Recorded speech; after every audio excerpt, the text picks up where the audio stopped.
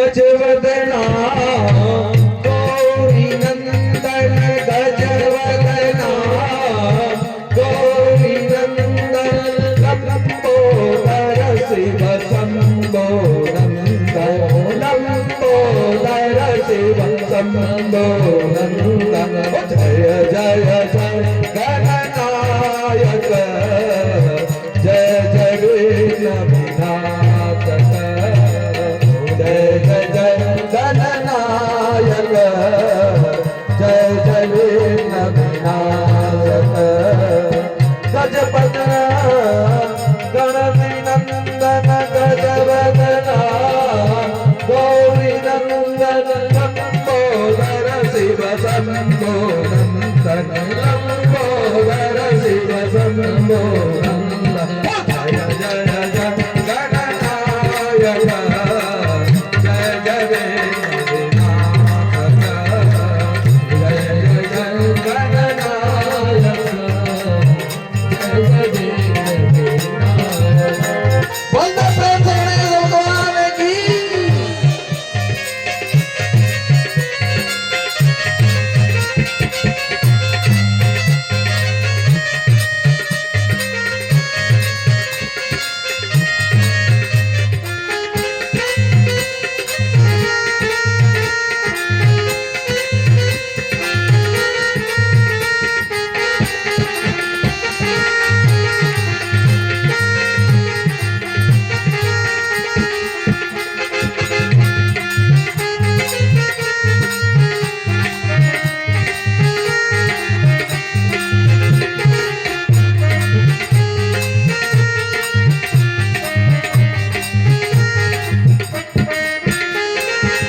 गजवदना गौरी नंदन गजवदना गौरी नंदन गजवदना गौरी नंदन गजवदना गौरी नंदन लंबोदर शिव शंभो नंदन लंबोदर शिव शंभो नंदन जय जय जय गणनायक जय जय विघ्नविनाशक जय जय जय गणनायक जय जय विघ्नविनाशक जय जय जय गणनायक जय जय विघ्नविनाशक बोले विघ्नविनाशक गणेश भगवान की जय जय श्री राधेश्वर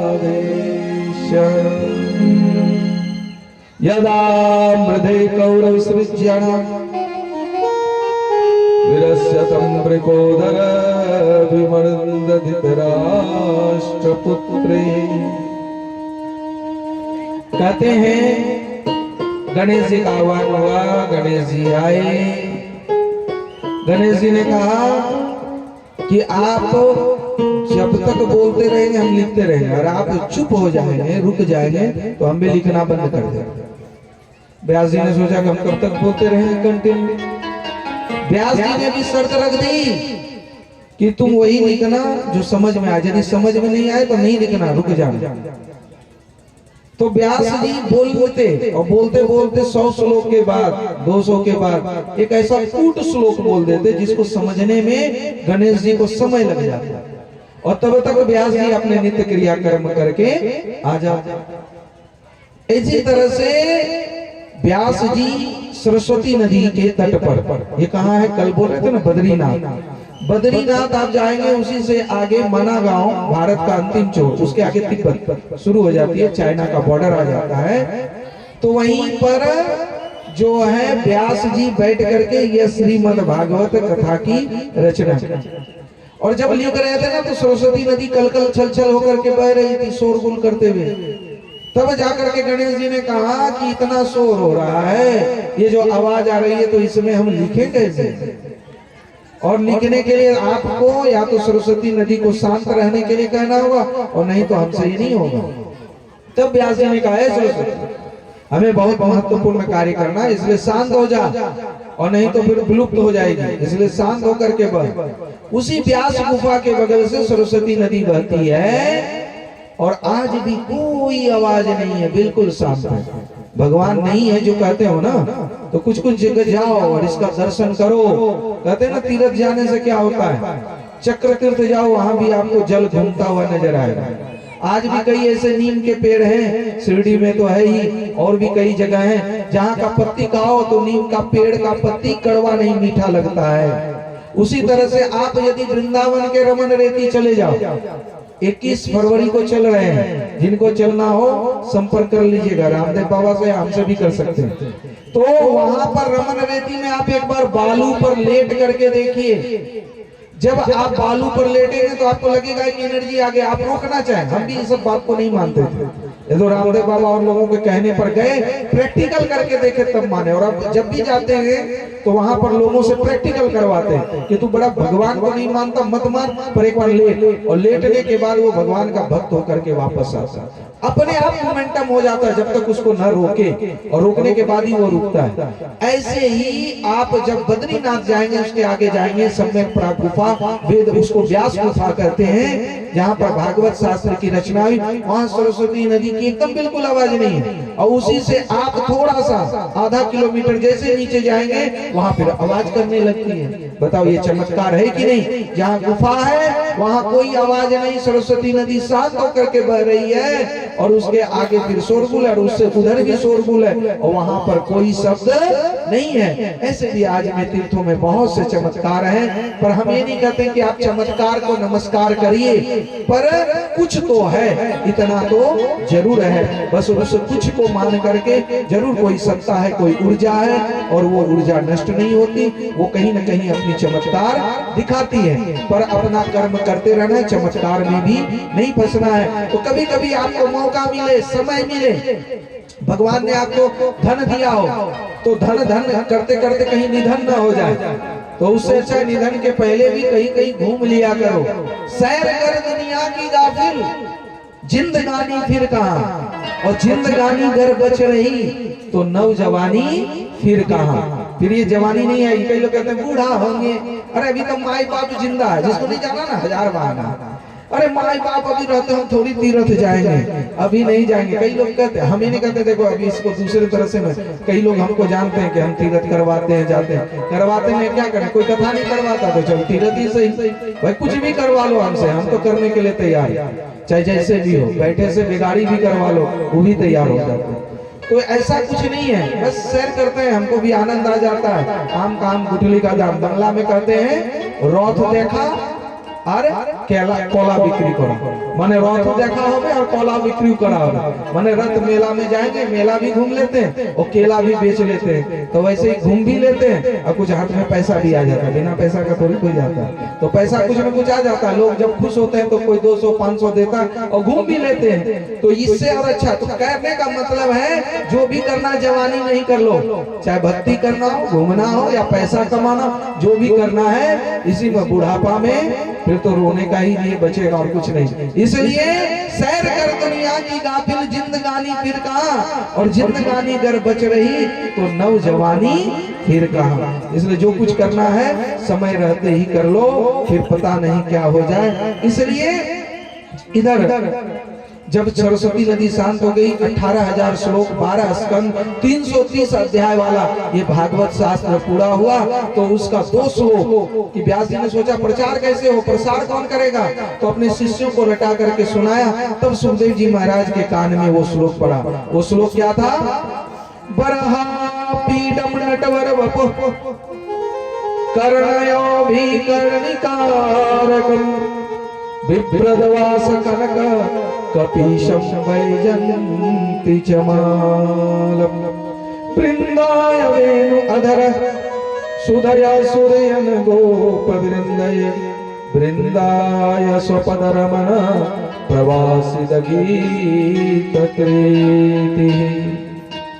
बरहा पीडम नटवर वपु कर्णयो भी कर्णिकारक, यही श्लोक का सुखदेव जी के कानों में ये श्लोक पढ़ा। अरे भगवान इतने सुंदर, इतना मधुर, बरहा पीडम नटवर के जैसे, वपु वरन योग्य वरेण्यम, अरे तो इतने सुंदर हैं तो वृंदाय स्वपद रमणम, क्यों ना उनका से दर्शन किया जाए। और ये श्लोक कहाँ का है, किसने इसकी रचना की? अरे भगवान के रूप माधुरी तो बड़े सुंदर है। उनके कनक वैजंती च मालम, गले में क्या है? जो कनेर के फूल की माला है और वैजंती की माला है। उनके चूल, उनके केस घुंघराले बड़ा सुंदर है। और जिनका स्वरूप इतना सुंदर होगा, पता नहीं स्वभाव सुंदर होगा कि नहीं।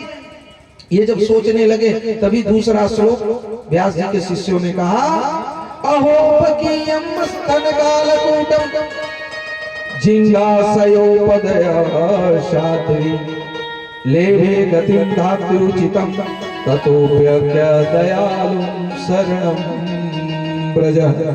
अहोपकीयम स्तनकालकूटम, अरे उनका स्वभाव जैसा रूप उससे भी ज्यादा उनका स्वभाव मधुर है। अरे पूतना ऐसे राक्षसी को, बकासुर को, इन सब को उद्धार किया। पूतना को तो मातृ शक्ति का यानी माता का दर्जा दिया। इतना ही नहीं, लभे गतिं धात्युं चिंता तते कम दयालु शरणं गत, ऐसे दयालु की कौन शरणागत नहीं होगा। दौड़े दौड़े आए सुखदेव जी महाराज, कहा और सुनाओ, बहुत अच्छा लग रहा है। कहा हमारे पास तो बस यही 2 ही श्लोक है, ये तो 18,000 श्लोक में बस 2 ही श्लोक सुनाया, बाद बाकी तो व्यास जी के पास इतना ही जानते हैं। जैसे कई लोग पानी की टंकी की तरह ज्ञान होता है। पानी की टंकी जानते हो ना, टंकी में जितना पानी रहेगा उतना ही नल से नीचे आएगा। अब पानी का टंकी का पानी खत्म और उसका बोलना भी खत्म, ज्ञान भी खत्म, प्रवचन भी खत्म। और जो जमीन के नीचे का पानी होता है हैंडपंप वाला, जितना पानी निकालो उतना निकलता है। तो जो साधन सिद्धा होकर के, साधन रूप होकर के, अरे भैया ये दिया उतना मुख्य नहीं है, ज्ञान का दिया जलाओ ना, सुनो, ये दिया तो बुझ भी जाए तो कोई फर्क नहीं पड़ता, पर अंदर की जो ज्ञान ज्योति है वो बुझनी नहीं चाहिए। और ज्ञान रूप गुरु की उपासना सारे दोष मिटाती है। गुरु ज्ञान स्वरूप। छोड़ो ये सब बात, नहीं तो बात कहीं और चली जाएगी। क्या कह रहे थे हो?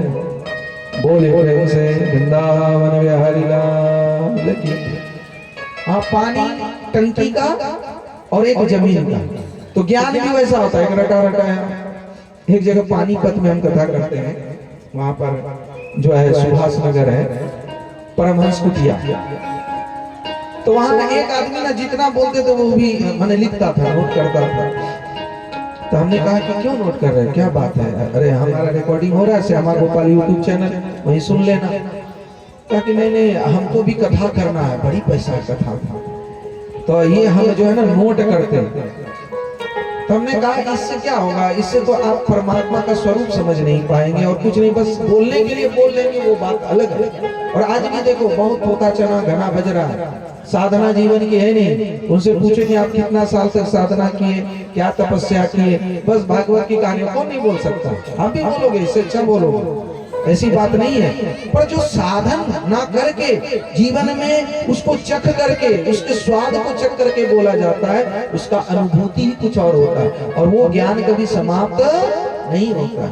तो किनको गुरु बनाया, किनसे साधना की, इनका गुरु कौन? आज तक बिना गुरु का भी लोग कथा कर रहे हैं, उन्हें गुरु का पता ही नहीं है, कहाँ से सीखे, शास्त्रीय सम्मत है कि नहीं, फिर उन्होंने उसको सीखने के बाद साधना की कि नहीं।